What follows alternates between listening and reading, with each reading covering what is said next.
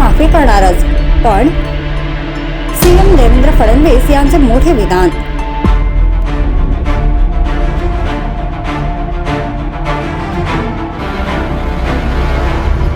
शेतकऱ्यांच्या कर्जमाफीबद्दल महायुतीच्या नेत्यांनी निवडणुकांपूर्वी आश्वासन दिलं होतं.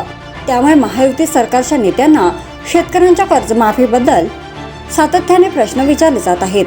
केवळ कर्जमाफीची घोषणा केली म्हणून कर्जमाफी करणे योग्य नाही. उत्तर मुख्यमंत्री देवेंद्र फडणवीस यांनी दिलंय. काय म्हणाले देवेंद्र फडणवीस?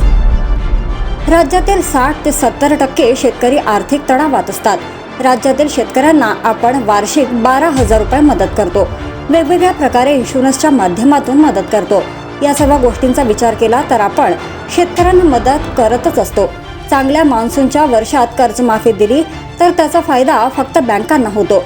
दर 5 वर्षांनी 1 वर्ष राज्यात दुष्काळ येतो.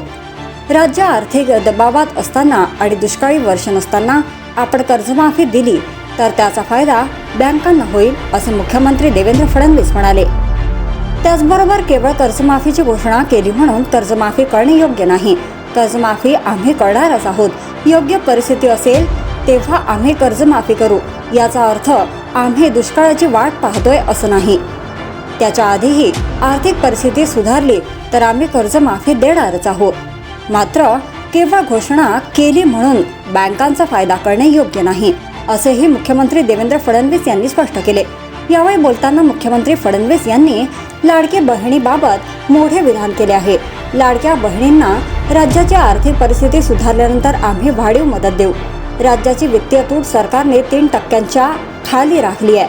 पुढील 2 ते 3 वर्ष आम्ही हीच वित्तीय तूट राखली तर या योजना राबवणे अधिक सोपं होईल, असा दावा त्यांनी केलाय.